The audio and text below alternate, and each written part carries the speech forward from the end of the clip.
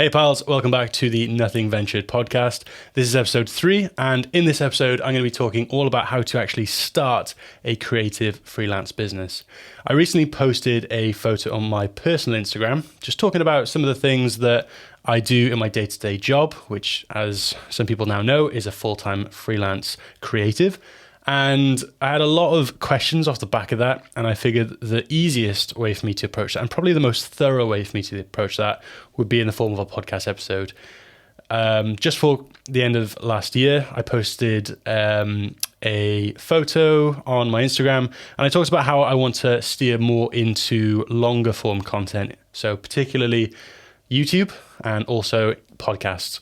So the podcast has never really been something that I want to grow. It's just another space for me to really tap into these sorts of topics and to really give them the time and space that they need. You know, these things aren't easy, straightforward questions to answer.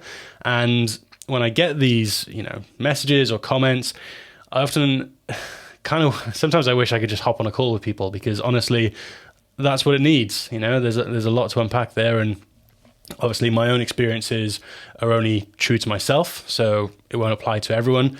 But I've learned a lot in the time that I have been freelancing, especially in the last 6 months when I became full-time. And really, I just want to share that. When I first started all of this, I had absolutely no clue what I was doing. And I made a lot of mistakes. And through those mistakes, I learned how to be a better businessman, a better creative, and yeah, just how to manage my shit.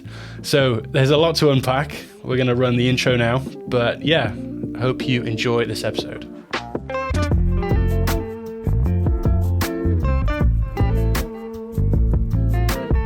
Before we get into the thick of it all, I wanted to briefly address December. So December was my busiest month to date as a freelancer, but obviously with Christmas and New Year's and everything else in between, it kind of condensed that month for me a little bit, because I didn't really want to be working much over the Christmas period.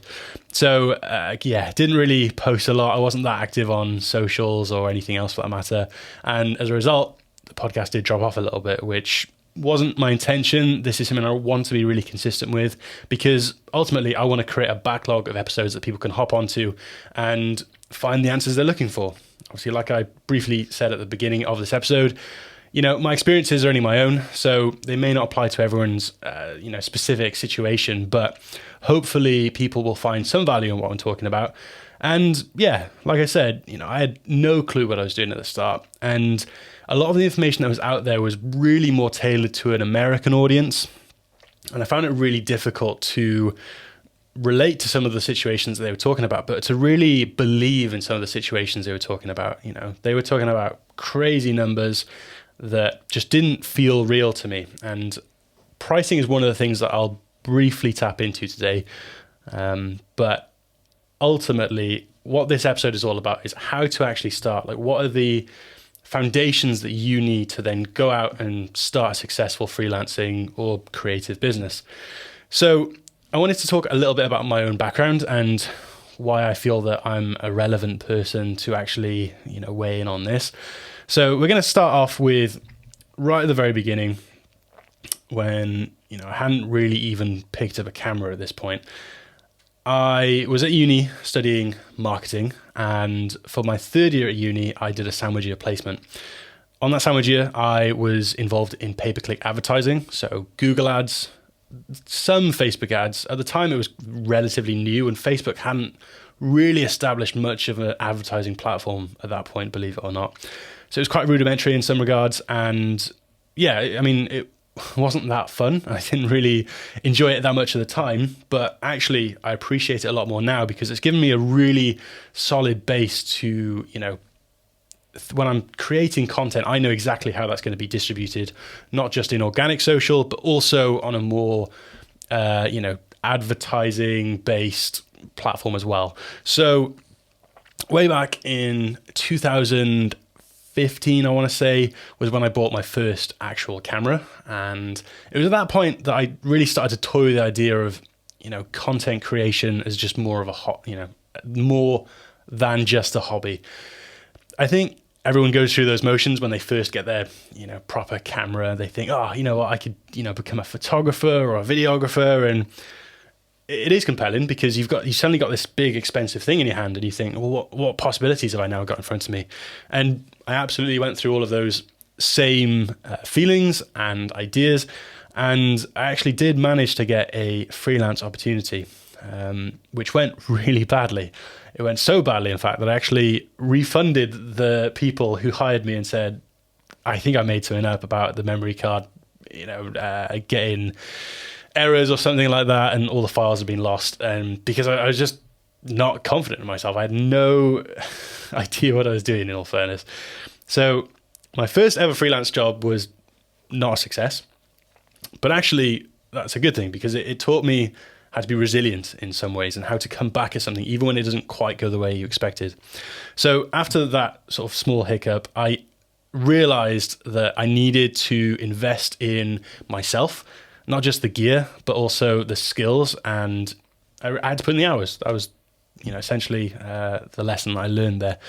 But fast forward a little bit, so post-uni, I started getting more professional experience in places like advertising agencies and in marketing jobs, and I'm really being exposed to how content is being leveraged in, regards to brands and businesses, and I'm seeing that firsthand. So, I'm picking up lessons as I'm going on, I'm learning, and it was around 2018 that I got my first consistent piece of freelance work, which at the time was a really big deal. And while, looking back, it probably wasn't that huge in terms of, the monetary side of things, but I got a lot out of it in terms of real world experience now to deal with, a client when it is just you that's responsible for them.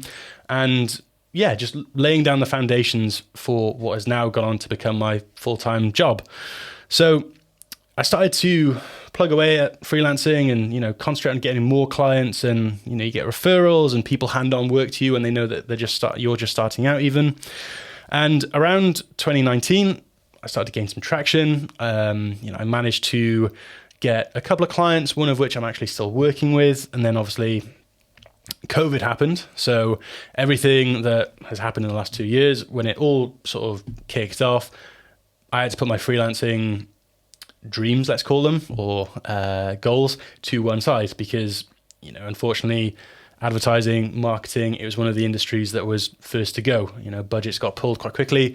And as a result of that, it meant that a lot of us had very little or no source of income, especially people like me who weren't eligible for any form of furlough at the time. So I really had to focus in on just, surviving, I guess. So around that time, obviously my freelancing opportunities dried up and I couldn't really give it much attention anyway. So I kind of put it on the shelf until about the middle of 2020. So we're talking about 2 years ago.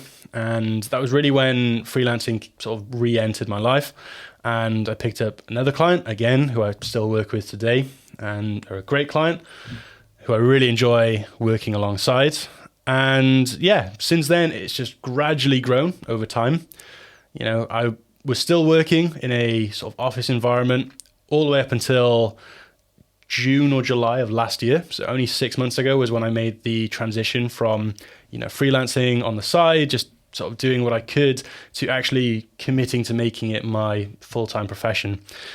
Since then, so in the last 6 months, I have generated more revenue than, any of my any of my salaries in any previous job. So it's been a really formative experience, not just for all the, experience that I've managed to gain from it and, all of the skills that I've managed to develop, but also financially, it's been really rewarding too. And that's one of the things I do want to tap into because I think that is an absolutely worthwhile conversation. And it's usually one of the things that people ask about first. But the reason for this episode is to really tap in everything else that needs to be considered when you're starting a freelance business. So yeah, that's just a little bit about my background and why I think that I'm qualified to even talk about this. Obviously, I am very early on in my freelancing career, and what I'm saying right now may not be applicable in however amount of time. So obviously just keep that in mind whenever you're listening, right? So freelancing is great. freelancing is super, super rewarding. And I genuinely can't imagine going back to a sort of, full-time job now. But who knows, hey? So, freelancing is awesome because, like I said, potential earnings are really good. You get to work with really exciting clients, brands, businesses. You get all the freedom and autonomy of running your own business, which is just honestly my favorite part about it. Being able to choose what I do in my day, deciding when I approach things or how I approach things, that is just honestly, I couldn't imagine going back to working for someone, being told what to do or when to do it. Obviously, to an extent, that happens when you have clients. You're still accountable for everything that you're promising them. But for the most part, I really can choose how my day looks like. And that is super rewarding and has given me a lot of gratification over the last 6 months. Just being able to work on a really wide range of projects, again, super fulfilling. It's really exciting. Most days are different. And yeah, I'm a really big advocate for freelancing as a whole. And I think right now in the current climate of work and, everything that's happened since COVID, I think it's a really good time to get into starting a freelance business too. But that's not to say that freelancing doesn't have any downsides. It absolutely does. It can be really stressful. So even though I've had some really great times freelancing, there have been some really poor times as well. There's been some really challenging situations or, just things I didn't think I'd ever have to deal with. But, you navigate as best as you can. But like I said at the very start, resilience is one of the things that is going to hold true the most. That's something that you need to sort of pick up quite quickly is, you're not always going to get the answer you want. Things aren't always going to go the way that you expect them to. And you've got to adapt to that quite quickly. And ultimately, all that accountability lies on you as a freelancer or, the owner of your own creative business. The only other thing that I would really say about freelancing and why that can be, not the best as well, is it can be quite lonely. Now, there are ways of, remedying this. And, I think I'm quite good at reaching out to people and connecting with people in similar situations. But obviously, if I just worked at home and I only really stayed, working in my personal office, I probably wouldn't have many social opportunities that obviously working in a, traditional work environment lends to. So that's definitely a consideration to have. I know it's not for everyone. And I know people who have been freelancers but couldn't actually do that every single day where they weren't having the social interaction that they were used to. So you need to really weigh up whether you think freelancing is for you to start with. And those are just some of the reasons why it may or may not be. But generally, I'm a really big advocate for it, like I said. And I think, win or lose, whether it goes the way you want or not, you're always going to learn something from freelancing that you probably wouldn't have the opportunity to in a traditional, sort of office or work environment. So now we're going to get into the real meat of this podcast episode, and that is what you actually need to start a freelancing or, creative business, however you want to call it. There's a lot of ways that people package this. Some people decide that they want to approach it as strictly a freelancer. So they're an independent person who can provide their skills and services to service clients that may not have the resource or, people that they need to be able to facilitate those sorts of areas. So for me, that's definitely where I place myself within. I definitely sort of brand myself as a freelancer. And I think one of the first decisions you have to make is whether that's the route you want to go down or whether you see potential for you to actually grow and scale that business into something that may not look like a freelancer eventually. I know a few people who do very similar work to how I do, but they actually package themselves as more of an agency sort of feel, just to, present that opportunity for themselves later to scale without really having to change the business too much. I hope that makes sense. So what I mean by that is they might not call themselves, for example, George Powell, freelancing or whatever, creative. They might have a brand name, an agency name that they package all of their services under. And it also has the benefit of making them seem bigger than they actually are. So, it's pretty ambiguous how big that company actually is. Is it one person? Is it multiple? Is it a huge team of people? Until you actually start meeting that business or brand, you're not really going to find out. So it's really a decision that you have to make for yourself. And obviously everyone's different. But for me, I see plenty of opportunities just operating as a freelancer. But, in the not so distant future, I may decide that actually I do want to brand myself as more of a business sort of feel. So again, that's something that you need to decide for yourselves. And obviously your situation is going to be very different to mine. But that's probably one of the questions I get asked a lot about is how should I sort of package myself? And ultimately that's the short answer is it really depends on what sort of work you're doing, what potential you see for yourself to grow the business and everything that, comes alongside with that.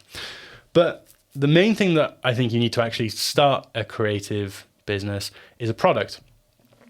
What I mean by that is you need to have a clear idea of what you're actually selling to your potential clients. So it's all very well that I had a camera back in 2015, but a lot of people did, right?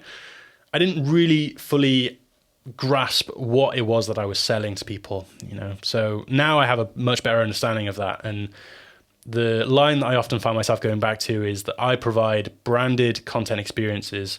So that usually comes in the form of photography or video production. And usually I operate within product, event, and lifestyle content. And, I sell those services based on the client and their needs and also what I think is going to work out best for them. But ultimately, you need to have a solution to a problem. And that is as simple as I can really make that statement. You need to understand what it is that you're good at, why people should care about what it is that you're selling. Because like I said, a lot of people have cameras and it's not just limited to content creation. This could be, graphic design. This could be motion FX. It could be a lot of creative things, right? It could be music. There's plenty of things that sort of fall under this umbrella. And ultimately, you need to establish what it is about your thing that sets you apart. What is it that people should go to you for?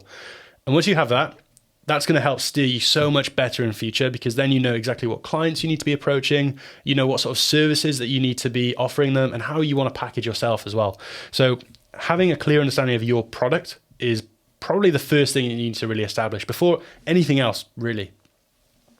Once you've got your product, then you can really dive into some of the more, I guess they're fun things to really worry about. But the next one is branding. We've kind of tapped into that a little bit in terms of, do I package myself as an agency? Do I package myself as a freelancer? But your brand is much deeper than that. It's really about what you represent. What do you personify or what do you sort of exemplify through your business? So, are you a minimalist like me? Are you someone who likes to err on the side of quite considered and tactical with your content rather than, very busy or very in your face? Those are the sorts of decisions that, again, will help sort of steer the sorts of clients that you approach or that you want to work with. So really diving into brand it's a big conversation in all fairness, but that's definitely worth establishing quite early on. And my recommendation there is actually to, if you can't do this yourself, approach someone who has a really good understanding of brand building. One of the first things I did when I started to get more consistent work was I actually contracted a graphic designer who is able to help me with my personal branding, because I do think it's really important. I think having a visual identity that people can refer back to and makes you more memorable and everything else that comes alongside with that, that's a really important thing as well. So understanding your personal brand or the brand of your business that you're going to create is pretty crucial in the early sort of phases of your creative business or freelance business. So I definitely recommend giving that some attention early on. The next thing is going to be a social media presence. Now, when I say social media presence, I don't mean have an account on absolutely everything. I don't mean have, an Instagram, Pinterest, Twitter, YouTube. What you really need to do is focus in on the platforms that are most appropriate to your business and where you think your clients are going to see your content. So for me, obviously, the natural assumption is Instagram, but I've also started posting more content on LinkedIn and Twitter, because those two platforms lend themselves quite nicely to discoverability by businesses or brands, or people who are in those decision-making roles within those businesses or brands. So there are opportunities for me to sort of find clients or find work through those platforms that I might not necessarily have on a platform like Instagram or even YouTube. So having a social media presence is really important, but it's also really important to be really considerate about which platforms you're using and how you're actually leveraging those platforms to create meaningful conversations or connections and to actually find work, not just posting things for the sake of it. Because I see a lot of these accounts and they're not really approaching social with any form of strategy. They're posting things with hashtags or whatever, and they think, right, great, that's all I need to do, and I can just kind of, leave it there now. Social media is social by definition, and a big part of finding work is actually going out there and creating those opportunities for yourself. So one of the things I've started doing more of is approaching brands on social, and particularly Instagram, but that's just because it works well for the sort of things that I do. And eventually those sort of conversations turn into opportunities. I'll probably make a separate episode about selling. So I'm not going to talk too much about that today, just because I don't think that, I don't want this episode to be too long, but I don't think that it's that relevant in the very early stages. As much as it'd be great for everyone to have lots of clients, I think that selling comes later. But having a social media presence and understanding why you're using it, that is important. So definitely consider those sorts of things I've just talked about. And just, approach it with an idea of what outcome you want in the end as well. Cool. So similar to having a social media presence, I think it's very important for a lot of businesses, not every business, but a lot of businesses to have a website. So it's one of the things I've always had. I've always had a website where I post my work. I've actually had the same website since I bought my first camera. That was one of the first things I did after I bought said camera, was I started a website, and I probably had about 3 photos to put on there, and I'm not really sure how I did it. But the amount of times where people have said to me, I've seen you on social media and I've checked out your website and it all looks really good.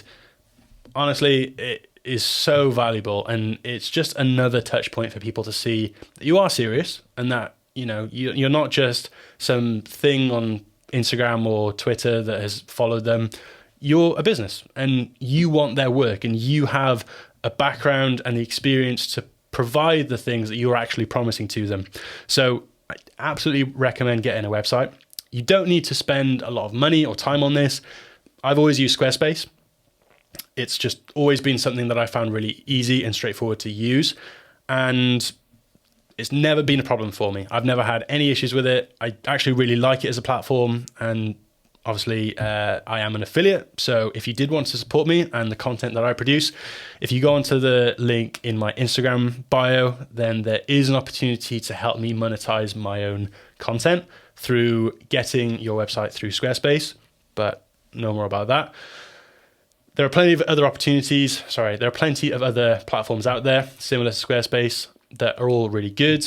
But if you feel that you want to have something a bit more bespoke, or maybe your business needs something that's a bit more integrated with other tools, or maybe you need specific things on your website that Squarespace or anything else doesn't provide, then obviously you're going to have to invest time and money into that, and potentially hire someone to actually create it for you as well, which can be quite costly. But a website is huge. And again, it's that discoverability. When you're looking for a service or for, a product even, a lot of the time you will refer to search engines, Google, etc. Because, after you do your usual thing of asking people and looking for referrals, the next logical step is to use a search engine, because that's going to provide results that are local to you. And while I haven't had all of my sort of business come through my website, like I said, it's just an opportunity for people to see that you're serious and to see that, you have thought about how you want to run your business, and you've got tangible sort of opportunities for people to engage with you and to interact with you. And It's very important. So absolutely have a website if you can. The next thing is the tools to execute your craft. Now, this one's probably obvious, but if you're a photographer or a video producer, you're probably going to need a camera. Now, what I will say on this is don't rush out to buy the absolute best or the most expensive, because what I've found in the time that I have been freelancing is sometimes you'll buy pieces of gear that you may not have actually had that much of a use for. So an example of this is I've got those like Pavo Tube sort of style lights. Now they are great and I actually really do like them, but I've used them far less than I thought I would. And I actually try to encourage myself to use them now, because otherwise it's a large investment for really not much payoff. And yeah, I just wish that I'd been a bit more intentional with the purchases that I'd made earlier on, so that, I could tick off other things before I started getting all the extras, right? So get the things that you need to fulfill the basic needs or requirements of the skills that you're selling, but don't go getting yourself into massive debt over it, because that's also a big no-no.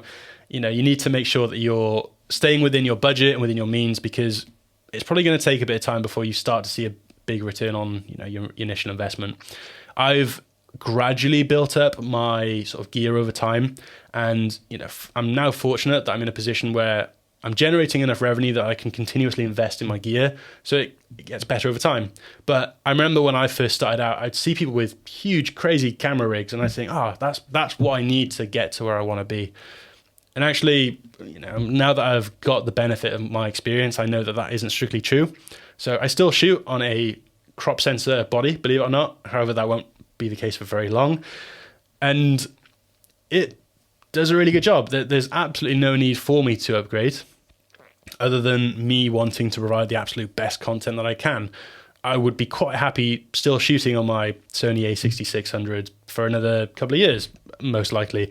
But, that is still an expensive camera. That you can still produce really great looking content out of it. It's, I don't want to downplay that camera at all, because it is brilliant. But the basic thing that I'm trying to say here is get the minimum gear that you need to do your job effectively, but really take your time with it and understand what it is exactly that is going to help you get to the next stage.